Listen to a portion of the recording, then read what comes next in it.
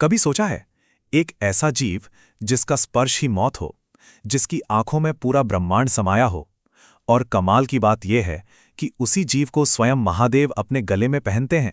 तो सवाल तो बनता है ना, कि आखिर ऐसा क्यों है? विनाश के देवता, उन्हें एक सांप की क्या जरूरत पड़ गई? यही सवाल हमें सीधे ले जाता है वासुकी की कहानी के केंद्र में। क्योंकि जवाब यह है कि वो कोई मामूली सांप हैं ही नहीं, वो एक राजा हैं, एक परम भक्त हैं और एक ऐसे रक्षक हैं जिनकी कहानी त्याग और सेवा की एक अद्भुत मिसाल है। तो चलिए इस कहानी में गहरे उतरते हैं। सबसे पहले ये समझना बहुत जरूरी है कि आखिर वासुकी थे कौन। देखिए, पौराणिक कथाओं में ना दो महान सर्प भाइयों का जिक्र आता है और दोनों के रास्ते एकदम अलग थे। एक तरफ थे बड़े भाई शेषनाग, जो भगवान विष्णु की शया बने, शक्ति और धैर्य का प्रतीक।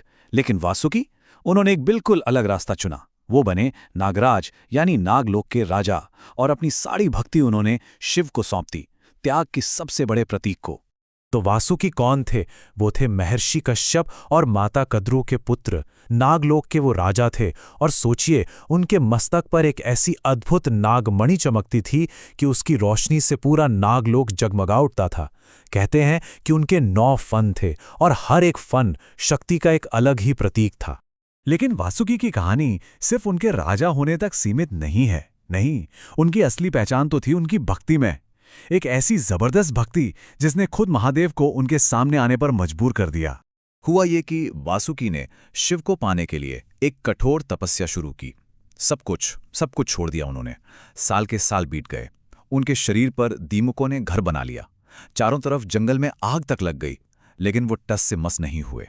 उनके मन में, उनकी सांसों में बस एक ही नाम था, शिव, शिव, शिव। और फिर वो दिन आया, स्वयं भगवान शिव प्रकट हुए।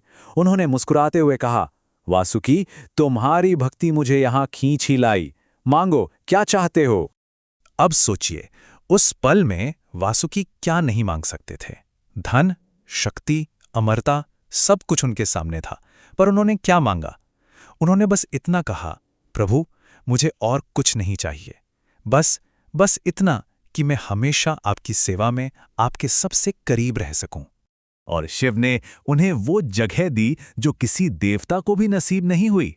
अपने कंठ का हार बना लिया। लेकिन वासुकी की असली परीक्षा तो अभी बाकी थी। जब अमृत के लिए समुद्र मंथन का समय आया ना, तो देवताओं और असुरों को एक बहुत बड़ी मजबूत रस्सी चाहिए थी। और कौन आगे आया उस रस्सी की भूमिका निभाने? वासुकी। जरा सोचकर देखिए उस पीड़ा के बारे में। एक तरफ देवता उनकी पूंछ खींच रहे हैं, दूसरी तरफ असुर उनका सिर, ऊपर से मंद्राचल पर्वत का भार। दोनों तरफ से खिंचाओ, फिर भी वो डटे रहे। लेकिन फिर समुद्र से निकला हलाहल विष, ऐसा जहर जो पूरी सृष्टि को जलाकर राख कर सकता था। और तब उसे पीने के लिए आगे आए वासुकी के प्रभु शिव, जो कहलाए नीलकंठ। और बात यहीं खत्म नहीं होती। जब शिव को त्रिपुरासुर का वध करना था, तो उनके उस विशाल पिनाक धनुष की डोरी कौन बना था? जानते हैं? कोई और नहीं बल्कि खुद वासुकी। एक बार फिर श्रेय किसी और को मिला, लेकिन सेवा वासुकी ने की। वासुकी ने शारीरिक पीड़ा तो बहुत सही, बहुत ज्यादा। लेकिन फिर एक ऐसा दिन भी आया जब उन्हें एक ऐसे दर्द से गुजरना पड़ा जो शरीर का नहीं बल्कि मन और आत्मा का था। और ये दर्द उन्हें अपनी ही मां से मिला था। कहानी ये है कि उनकी मां कद्रू ने एक शर्त जीती थी, धोखे से। और इस धोखे में उन्होंने अपने बेटों से मदद मांगी थी। जब कई नागों ने झूठ का साथ देने से मना कर दिया, तो कद्रू ने गुस्से में आकर उन्हें श्राप दे दिया कि तुम सब एक दिन आग में जलकर राख हो जाओगे। और वो श्राप, वो सच हो गया। राजा जन्मेजय ने अपने पिता की मौत का बदला लेने के लिए एक भयानक सर्प यज्ञ शुरू किया। इतने शक्तिशाली मंत्र थे कि नाग चाहे कहीं भी छिपे हों, वो खुद ब खुद खिंचे चले आते थे और उस धधकती आग में समा जाते थे।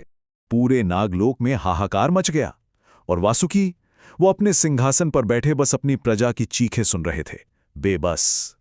सोचिए, जो राजा समुद्र मंथन की असहनीय पीड़ा में नहीं रोया, वो आज अपनी प्रजा को यूं जलता देख रो रहा था, क्योंकि वो कुछ नहीं कर पा रहे थे।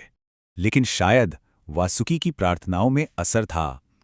उनकी तपस्या, उनका त्याग व्यर्थ नहीं गया। उनकी विरासत ने ही उनकी पूरी प्रजा को बचा लिया। तब वासुकी को ब्रह्मा जी की एक भविष्यवाणी याद आई कि उनकी बहन का बेटा आस्तिक ही इस महाविनाश को रोक सकता है। तो युवा आस्तिक उस यज्ञ में पहुंचे और अपने ज्ञान और विवेक से राजा जन्मेजय का दिल जीत लिया। जब राजा ने प्रसन्न होकर कुछ भी मांगने को कहा तो आस्तिक ने बस एक ही चीज मांगी, इस यज्ञ को अभी रोक दिया जाए। और इस तरह नाग जाति बच गई। वासुकी ने एक राजा का धर्म निभाया। लेकिन सवाल यह है कि इतने त्याग, इतनी सेवा और इतने बलिदानों के बाद वासुकी को सबसे बड़ा सम्मान, सबसे बड़ी पहचान क्या मिली? इसका जवाब हमें भगवत गीता में मिलता है। कुरुक्षेत्र के मैदान में जब भगवान कृष्ण अर्जुन को अपना विराट रूप दिखाते हैं तो अपनी दिव्यता का वर्णन करते हुए कहते हैं, सर्पों में मैं वासुकी हूं। सोचिए, स्वयं भगवान ने अपनी तुलना वासुकी से की। इससे बड़ा सम्मान, इससे बड़ी उपाधि और क्या हो सकती है? तो वासुकी का जीवन हमें क्या सिखाता है?